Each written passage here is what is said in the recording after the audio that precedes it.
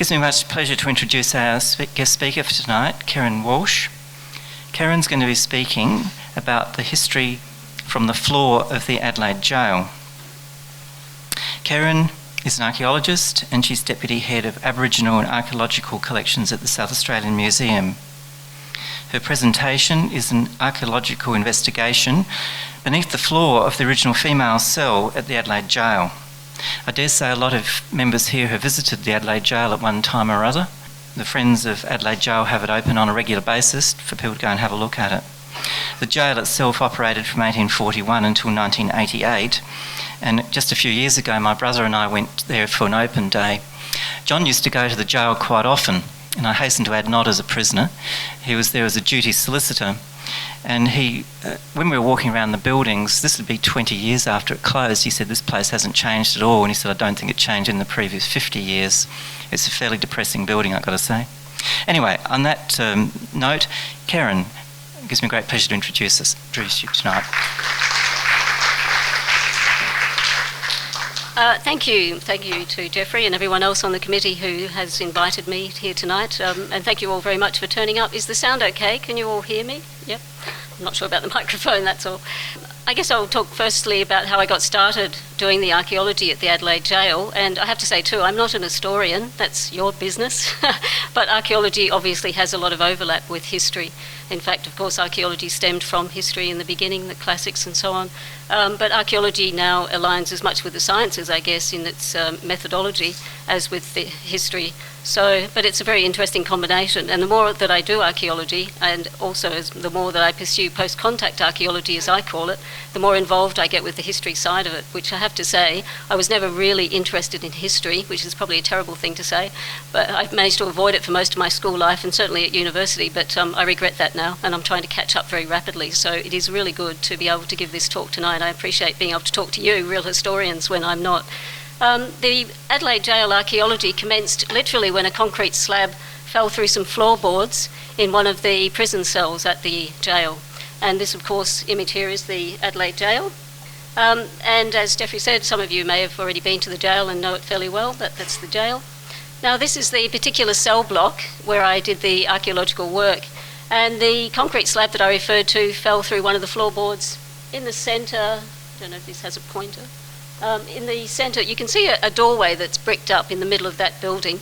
Well, that's where the concrete slab fell through the floorboards. And what it exposed in there was actually quite interesting. I didn't really think so at first, I have to say. I'm a bit slow to be convinced of these things, but it turned out to be quite interesting. The former manager there, Deanne Hanchen-Nichols, invited me over and said, look, this concrete slab has fallen through the floor and there's an archway underneath, and we think there's a secret tunnel that's been blocked up, so you should come over and have a look. So the thought of tunnels and, something hidden behind it, I was over there like a shot. Yeah, that's right. And this is one of the early plans of the jail to give you a better idea of exactly where that cell block is in relation to the overall structure. And also that, to try and point out to you, that the cell block where we did the work was one of the first cell blocks to be built. The jail, of course, was built in stages between about 1840 and probably right up into the 1870s. But this particular cell block, the construction began there in around about 1847.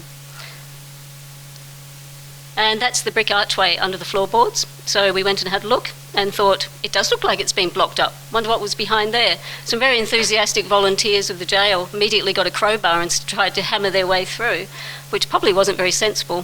Fortunately, they tired fairly quickly of that activity and nothing really was revealed.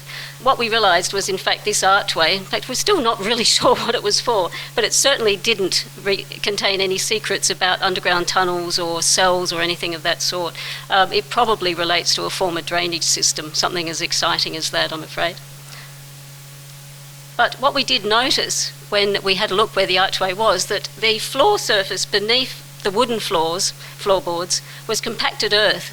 But on that compacted soil was a lot of objects which I felt were surprising for being there. And they included buttons, pieces of old pottery, hairpins, and so on. And I did think it was rather curious that these objects would be underneath the floorboards in the old female prison cell. So, having gained permission to go back and do a formal archaeological investigation, I suggested that what they should do was rip up all their floorboards so we could have a proper look. I can't say that DEH were enthusiastic about that idea, but they did agree that at one time this particular cell block had been destined for demolition, so they agreed in the end that it probably wasn't a bad idea, so why not? I gathered together a team of even more enthusiastic volunteers than the jail had, and we had a lot of fun ripping up these floorboards and putting them aside. And underneath the floorboards, we began to find quite an array of objects. And it was surprising because the floorboards were jarrah, really good solid floorboards. They were very tightly pressed together, and yet these objects had been falling through over a very long time. Or had they? That became the question. The female cell block, as I say, was constructed in around about 1847. Not quite sure of its exact date yet, but probably around about 1847. And then used for the female prisoners probably until the new female prison block was built adjacent to this one in about 1856. So for some years they were incarcerated there. After 1856 they were moved into the new cell block, but they continued to use this building as a workroom. So some of the objects that we found under the floor were not surprising in that they relate to women's work that was given to them at the jail. Sewing, for instance. As you can see here, we found many pins, sewing pins, used for holding pieces of material together. A lot of them quite corroded and bent, as you can see here. And other objects relating to sewing, thimbles and the little hooks and eyes, pins and eye hooks, and buttons, quite an array of buttons, from very early pearl buttons, right up until plastic, in fact, which was probably not surprising. The jail was used until 1988. Other bits and pieces, some of which we could identify as relating to sewing, but some pieces we couldn't. We weren't quite sure where they came from. Rings. The rings were actually quite surprising. We didn't expect to find any personal jewellery below the floorboards, but also what was surprising was that some of the objects were getting quite large to fit down any cracks between the floorboards. But the rings presumably relate to one or more of the female prisoners. They're quite corroded, as you can see, and we haven't had them cleaned up. I'm tempted to see if there's an inscription on the ring, but by doing so we would have to destroy that patina, which gives them that beautiful look of some antiquity. And, it's always difficult to know what to do with personal items should you interfere on that level, because if we do take off the corrosive covering, have we really altered its historic look? So they're sitting at the moment with a question over them about what to do. Now, this oakum here, some of you might know what oakum is. Oakum making was a rather awful task given to the prisoners from 1841 onwards. It apparently lasted for about 10 years as a duty that the prisoners had to undertake. It was only introduced in Britain for the first time in 1841, so I guess South Australian prisoners were probably unlucky to have the same task given to them straight from Britain, sort of fresh fashion fad. It didn't last very long because it really was quite awful. It was worse, some prisoners felt it worse than being on the treadmill. You had to reduce pieces of string back to this very soft fibrous matter so that could be used for stuffing mattresses or used as caulking in boats.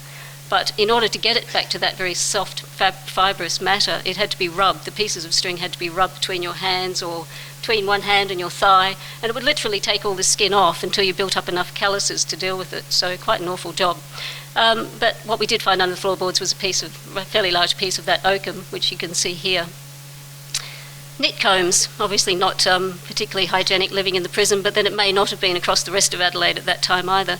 A lot of fragments of knit combs for taking lice out of your hair. And what was surprising though was the infant's tooth, which you can see here. Just a tiny fragment of a molar, probably a child aged between 1 and 3. We do know that some women were able to keep their children with them for a brief time in the prison at a certain stage of the prison's life. That wasn't always consistent and it wasn't standard by any means, but that presence of the tooth certainly suggests that maybe some women were able to keep children with them for a short time. We also found some fruit kernels, which was rather surprising. They may be quite recent because, as I say, the jail was open until 1988, and probably from the 1950s, that same room in the cell block was used as a kitchen. So it could be that those stones just come from the general cooking and other activities, or it may be that they are quite old and the prisoners' diet was a little bit better than what we thought. We're not quite sure. It's difficult to date any of this material, and we only have that one time span of 1847 right up until 1988 to work within, but it is difficult to date individual objects unless they offer us some more evidence in themselves. The animal bone, though, was quite surprising because these are fairly large pieces of bone, and this is where I think the archaeology began to take a bit of a turn for me, because it started to reflect something other than just the presence of the prisoners using that cell block. These large chunks of bone I felt would be unusual if they were present in the meals given to the prisoners, but also they were much too big to fit down between the floorboards of the jail block. So I began to wonder if something else was going on. And the little shell that you can see there, that's it's a shell species which is only found on the reefs out in the Gulf. So presumably the nearest point would be Port Adelaide. And it was rather odd to see it there under the floorboards in the jail. It may have been part of jewellery, some ornamentation, or it might have been food. But the question was, how on earth did it get under the floorboards, having been carried all the way up from Port Adelaide? We also found some pieces of iron, which was surprising, and even barbed wire. And that's when I really began to think there has to be something else going on with this story. The archaeology here under these floorboards certainly seems to be indicating something entirely different to just the life of the prisoners. Clay pipes. I thought, I don't think the female prisoners were allowed to smoke tobacco from clay pipes while they were incarcerated. So the presence of the clay pipes certainly began to indicate there's more going on to this story. We also found a lot of window glass, which was actually not surprising because the archives suggest that many visitors who went to the jail always commented on the amount of broken glass that was lying around on the ground or in the cells themselves. They seemed to have a lot of trouble with the louver windows that were used at that time, and they kept shattering. Maybe somebody just didn't shut them very carefully, but certainly evidenced in the archaeology. We also found quite a lot of ceramic, and some of it very, very beautiful. For instance, the painted piece on the left-hand side at the top, it's actually Italian ware, and it's been hand-painted. And I thought, wow, these prisoners, they had some amazing pottery to have their meals from. But that was highly unlikely.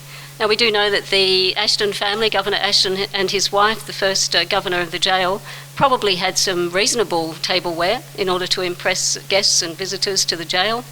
But it's unlikely that they would have then thrown any broken fragments under the floor of the female prison to get rid of them. So we didn't really think it could relate to their house. Something else, again, had to be the reason for these pieces of pottery. There was also porcelain, as you can see in that lower left-hand side image. And on the top and the right-hand side, there's earthenware, some of which was probably from piping, but also large stoneware, jugs and so on. And a beautiful little piece on the bottom right-hand side, porcelainous ware. So a really beautiful piece of crockery. And what did it all mean? We had a decanter stopper. Again, it could have been from the governor's house, but probably unlikely, as I say, that they would have found some means of throwing it under the female prison cell. Quite a lot of bottle glass, circa early 1800s. And what was that doing there? Were the females allowed to have a little tot of gin or brandy in the evenings? I doubt it. But what really intrigued me was when two glass artefacts came up from under the floorboards. And these are definitely modified pieces of glass and very reminiscent to me of glass that has been used by Aboriginal people in contact time. So their first introduction to glass when it arrives here in South Australia, and they begin experimenting making traditional tools, generally made out of stone, and they start to apply it to glass, this new material. And these two fragments here, one of which is an awl, so it has a beautiful little handle with a point on the end of it, you can use it for piercing, has definitely replicated what was traditionally made out of bone or stone. And the other one, the glass flake, is the same. It is certainly a replication of what was traditionally being done on stone or bone. We did find some bone objects, such as these on the left-hand side, and I'm still not quite sure of their use. The top one is a small rod, and it appears to be a handle of some sort, so it has a thread on the end and fits into some device or some object, possibly used for embroidery or tatting work. I'm not really sure. And the bottom one has a spatula type end, and again we haven't really worked out what that was for. It might have been used for measuring out powders, medicinal powders, or it might have been used for tamping down all that tobacco and the clay pipes. Somebody here might be able to tell me. It's been broken, the end of it is just slightly broken off, but it's a beautiful little object carved out of bone.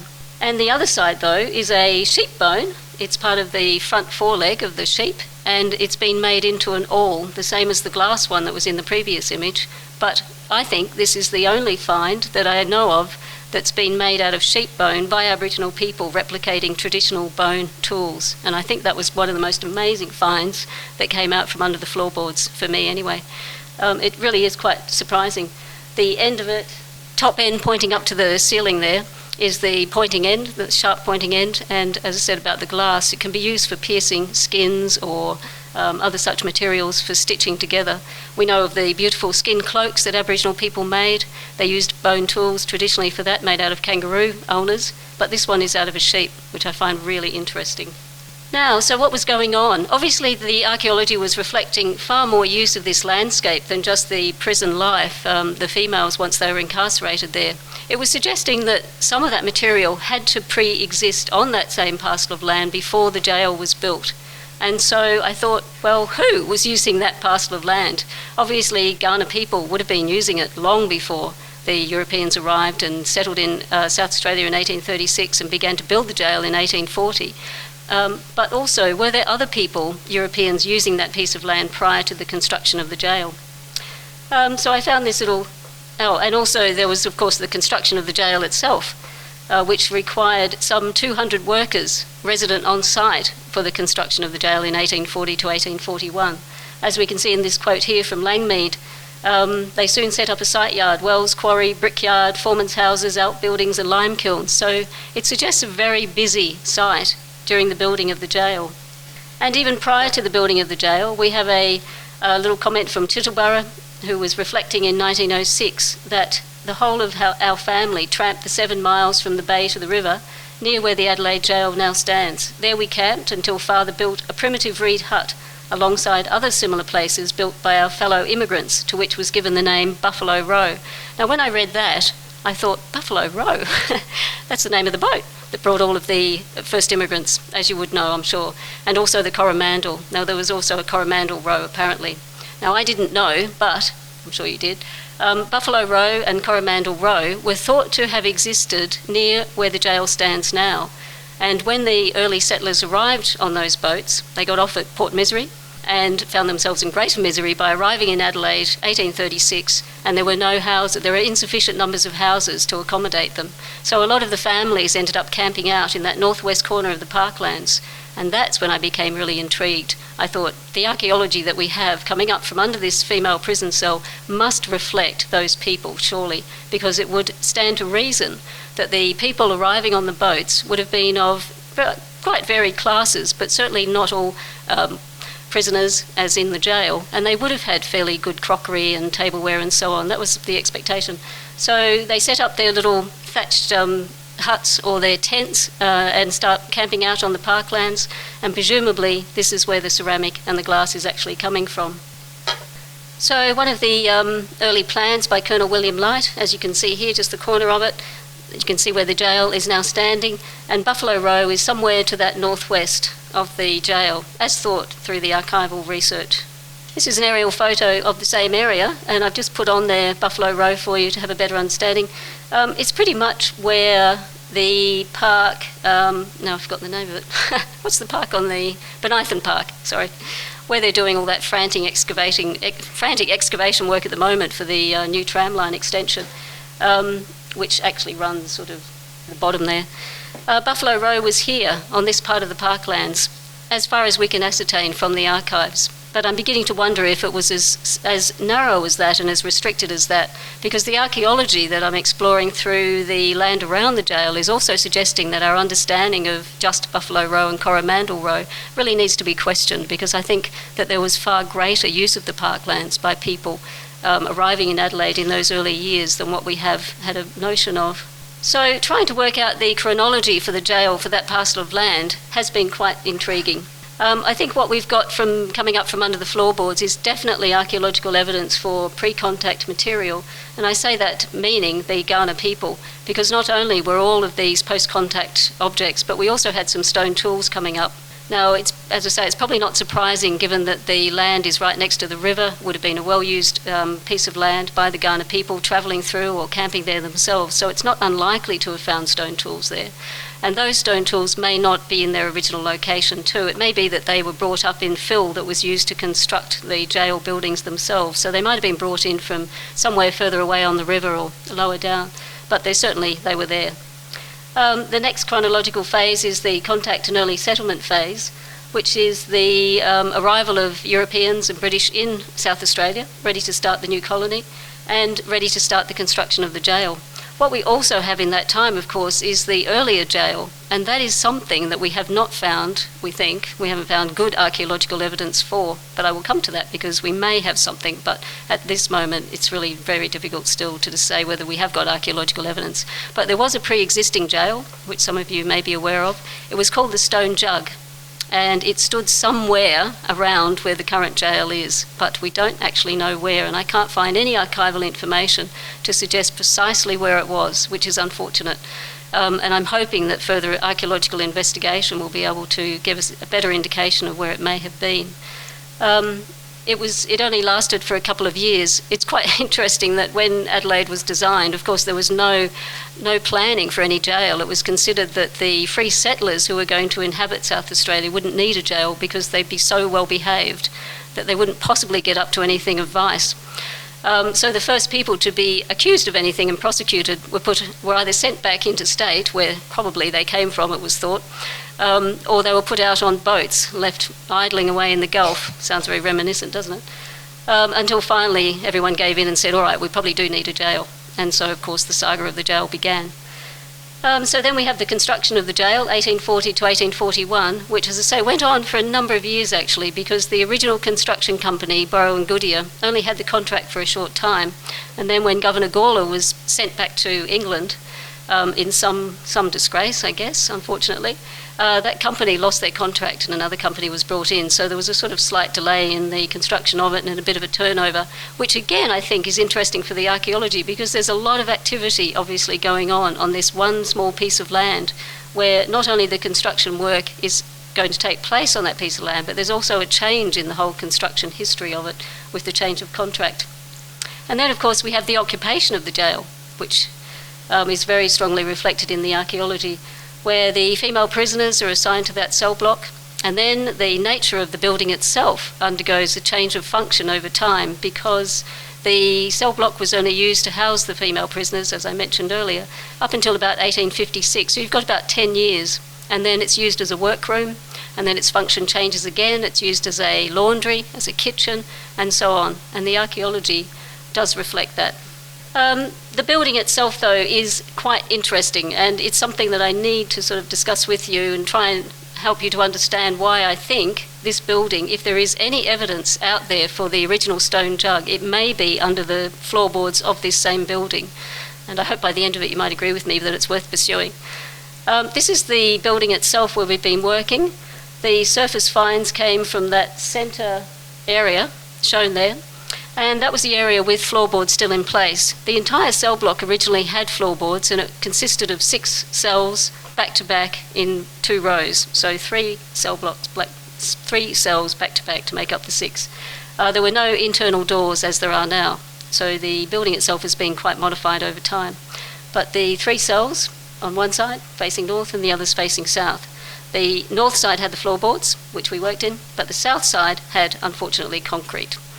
Having found such amazing finds under the wooden floorboards, we thought, I wonder what's on the other side under that concrete. Fortunately, one of our volunteers, her father has an amazing concrete cutter. It's a huge, massive device that sprays out lots of water and makes lots of noise, and it's really exciting. So we got that in, and we cut quite a few holes in the concrete. Had a wonderful time. Got down in there, very messy, very disgusting. And we found something quite different on that side, though, which was even more intriguing. There we were, trying to clean it up afterwards to convince DEH that we were doing a very good, important job. But these holes in the concrete did reveal many different things.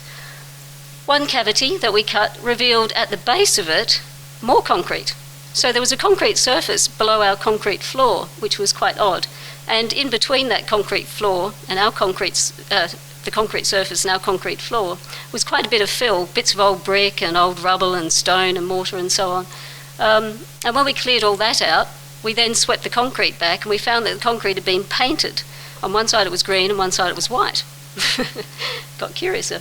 One of the other holes that we cut revealed nothing but burnt ash and some charcoal, which was quite odd. Other areas revealed layers of bricks.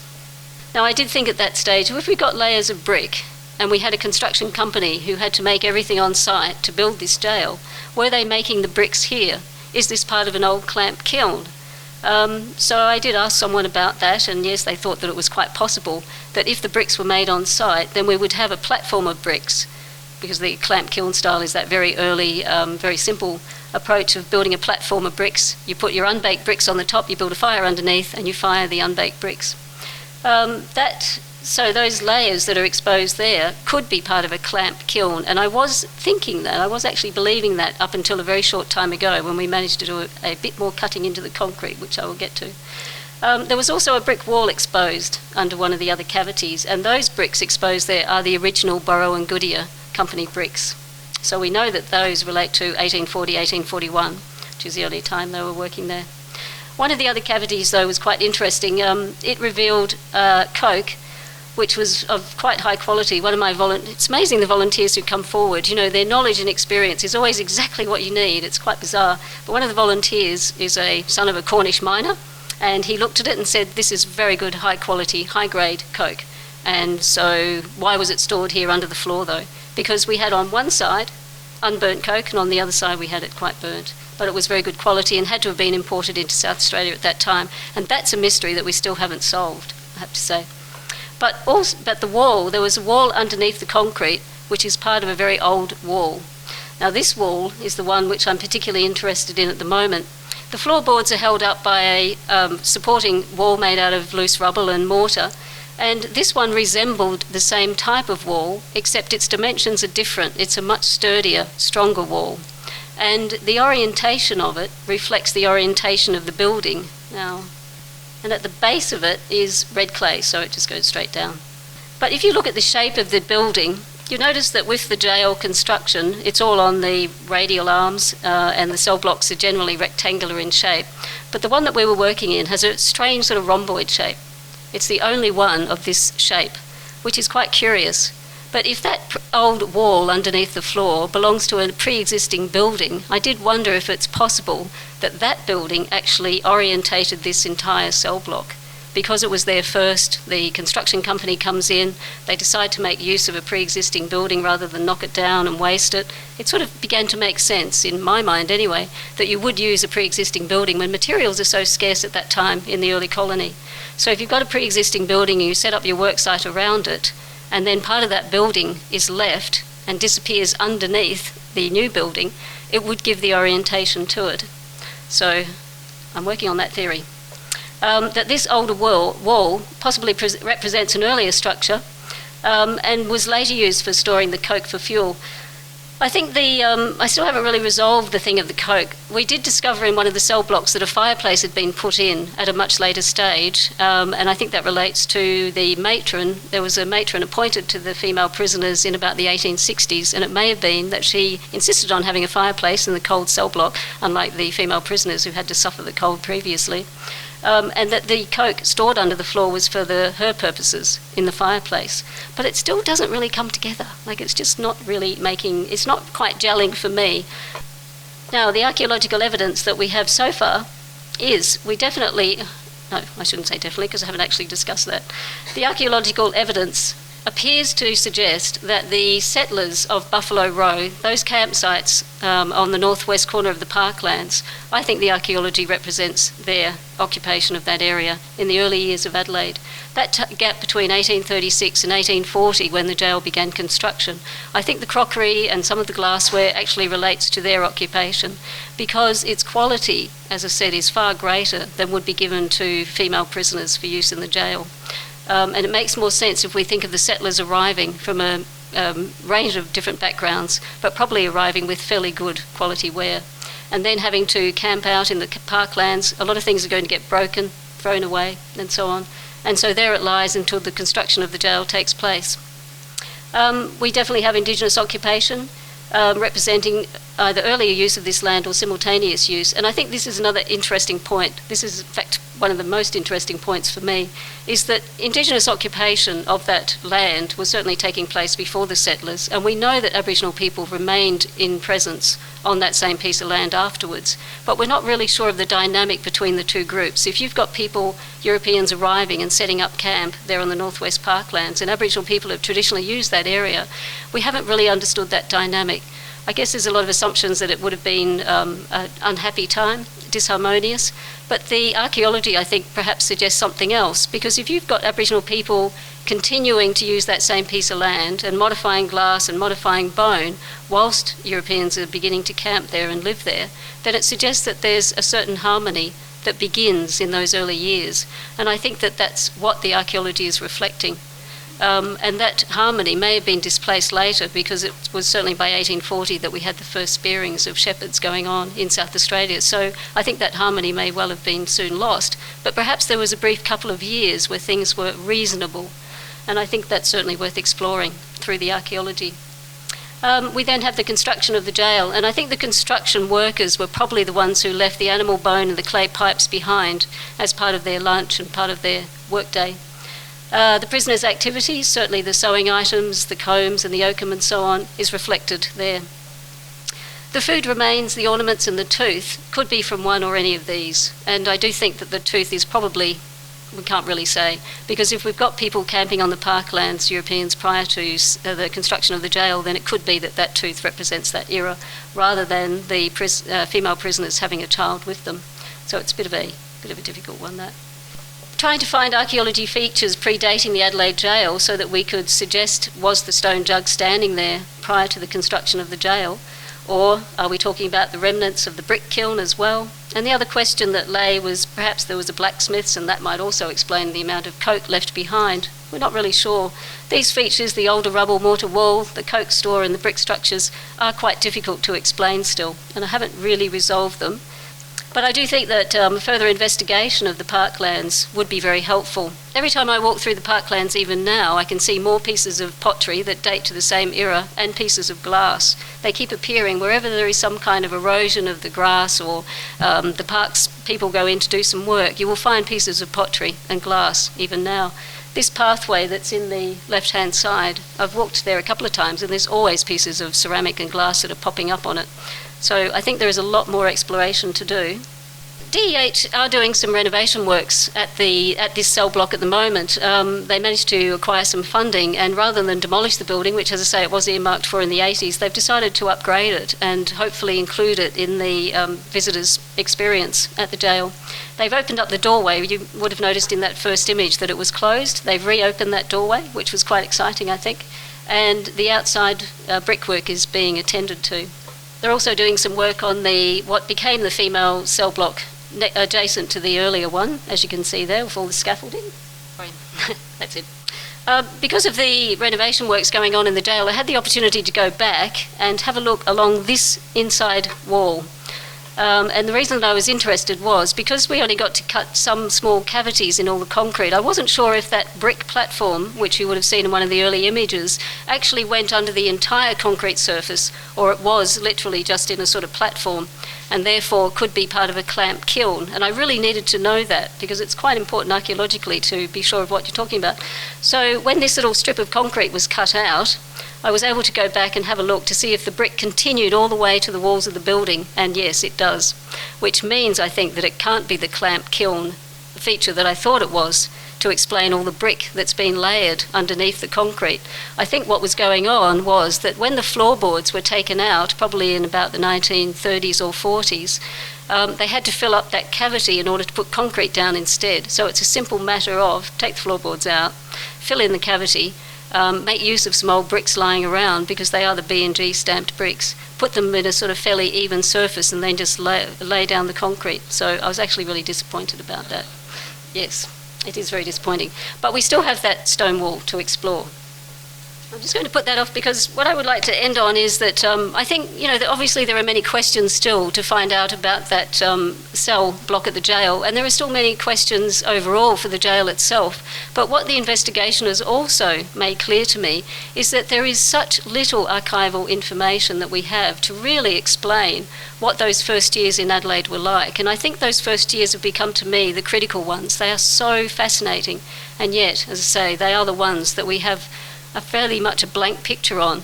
We have threads of information coming in. Yes, we can say quite clearly that the early settlers arrived here in 1836 and they camped out somewhere on the northwest parklands and around the rest other parts of Adelaide as well. But we have no idea of the numbers. We can look at the newspapers of the time and we know that census records were kept, but I don't think it gives a good indication.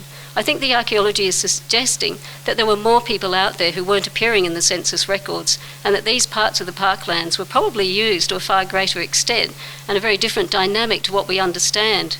Recently I came across one of Colonel Light's early paintings, of which he did quite a number, but this one dates to 1836, and he was standing where the festival centre is now, the Adelaide Festival Centre, and he was looking across to the Governor-General's house. He painted a wall, and then there's a drop down to the riverbank and onto the river itself, and I think it's the spot where the Torrens Parade Ground is now. But what he has put into that picture is a number of little white tents, and I thought, there we go, there's the little white tents, and a number of people standing around. It is really, I think, quite an intriguing image, because I think it's probably an image that was reflected all the way through that area. And where he was standing at the festival centre, I went back to that spot to have a little look around. And Elder Park, they'd just been taking some grass off there, I don't know why, but some trenching works were being done by Parks.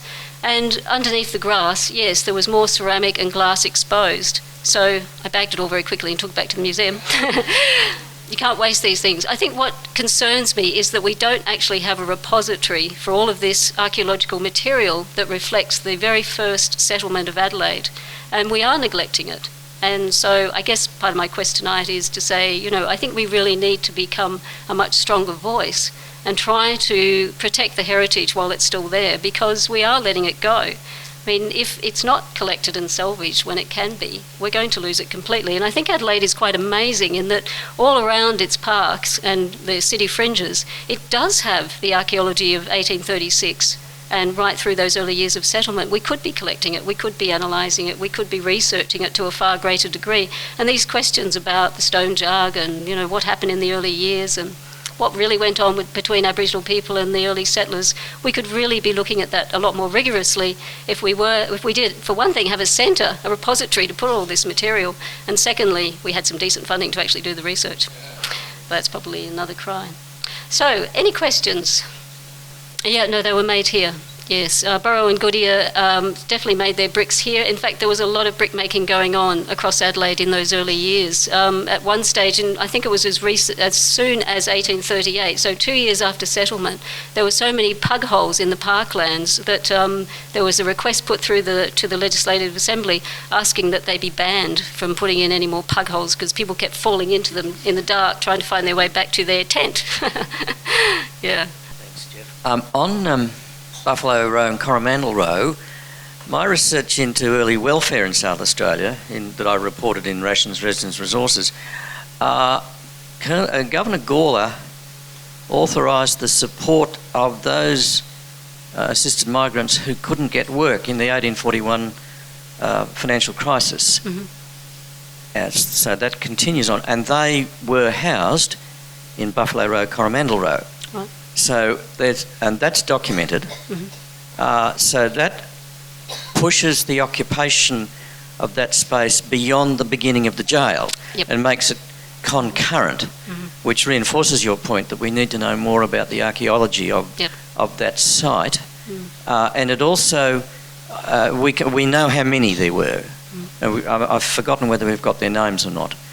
But that, we can talk about that. But that reinforces the point about the multiple uses. Mm-hmm. Yes, absolutely. You're quite right. Absolutely, that's right. Definitely multiple use, and definitely, I think, more extended occupation of these areas, and quite different use of it for quite a while. I think you're right. I mean, the more research, the better. the more understanding that we might be able to achieve from it. But what I do think is important is, this recognition that the archaeology can certainly lend itself in a vital role to the archival record as well. They can really assist each other, and of course I would say that being an archaeologist, but I do think that there is more of a role for archaeology to play. I think it has been a bit downplayed in South Australia for the post-contact era, which is unfortunate. Yes. I'm not surprised that you couldn't find, people on the census and that. I think they mainly put the males on, and there was a number of children in the, place and that. There were quite a few people who came overland from Victoria and New South Wales, quite a few people. There were a lot of boats that came in, and there were only the people who had paid their own fares that were listed on the passengers, plus 200 or 300 or so in the, down under. Yeah. And they weren't listed at all. And there were heaps of people that just congregated down in the swamp areas in the western suburbs. They were living there in all the wet areas down there, and there were heaps of people around the parklands there. Yep. Yes. Heaps of them. Yeah. Thank you. They for weren't that. listed. Yes. Thanks. And for you that. can't find them if you look in the genealogy society through the records. Yes, that's right.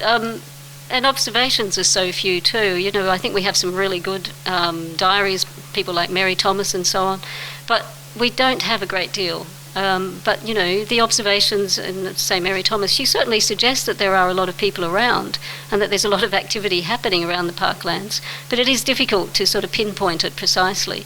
So, but as you say, yes, the records are not always as accurate as we would like. Do you know what the intention is of DEH to do with the cell block now? Are you going to be allowed to set up some interpretive information there?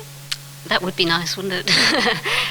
What we dreamed of, because we all have dreams, what we dreamed of and hoped for was that the archaeology would become part of a permanent display in that cell block. So we left all the holes open in the concrete in the hope that somebody with money would come back and put in interpretive boards, and you could actually look into those holes and see the archaeology for itself, and we could have display cases and so on.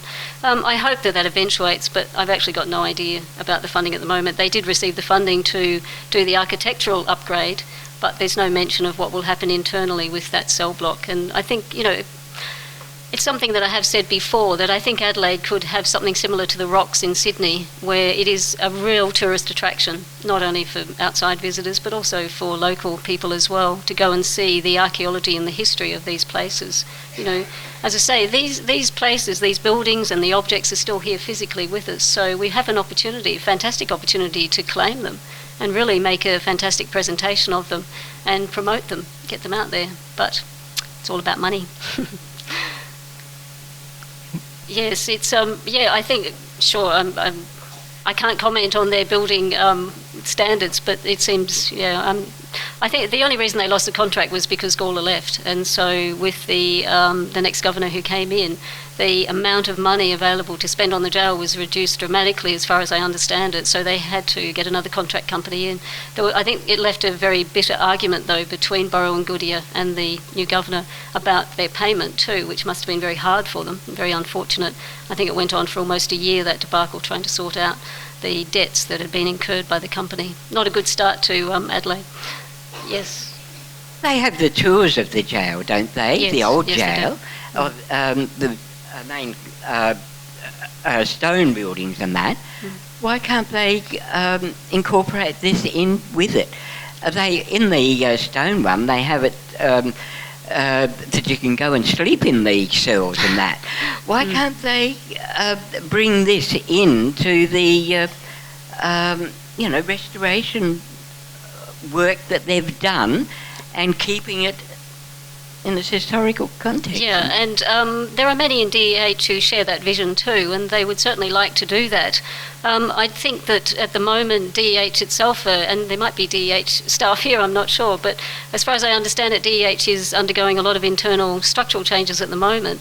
And so it's a time of doubt and uncertainty about where DEH is headed, and its aims and aspirations for the jail are included in that. I think we can only say that there is no guarantee at this point that the archaeology works will be continued, and secondly that cell block will become part of a public display area. There's certainly no guarantee over that, but I think there are many of us who agree it could most certainly happen, yes. But that's part of, the reason why they wanted to do the architectural upgrade was to satisfy the OHS requirements, so at least that stage has been reached. Yeah, it's a step. Thanks, Keryn. Thank you. Your comment about the holes cut in the floor I thought was most interesting because, and I guess a lot of other members here too, watching programs like Time Team, you always come away thinking, what did they do with all the holes they dug? I hope they didn't fill them in again, because they dig up some fantastic stuff and you think, well, why would you want to bury it again? Yeah. So, yeah. I always think it's sad. Yeah. Anyway, Keryn, thank you. I'm going to call on Glenn Woodward to say a vote of thanks to you. Thank you very much for the fascination and the interest in your inquiring mind. Thank you. When a concrete slab drops, it makes history, doesn't it? Yes, it does. I think every night on TV we're seeing concrete slabs, but they are a little bit horrific of what they're preserving underneath there. But it's part of history, and I think that your inquiring mind helps quite a lot. And we know that Colonel Light's tent was down by the Torrens long before Hindmarsh arrived. So, maybe he painted his own tent to create history down there. But I think archaeology for you must be like Christmas. You open up the box and there's the puzzle inside, and it's fascinating. I reckon we'd all like to dig up a bit too with you. Are there some volunteers here tonight? Oh, yes, there you are. Rope them in. Also in the town hall we do tours there, and there's a clay pipe in the walls of the town hall. So I can't just point which rock it's underneath. And if you come on the tour of Verbrae on Sunday with me, I'll show you some archaeology there.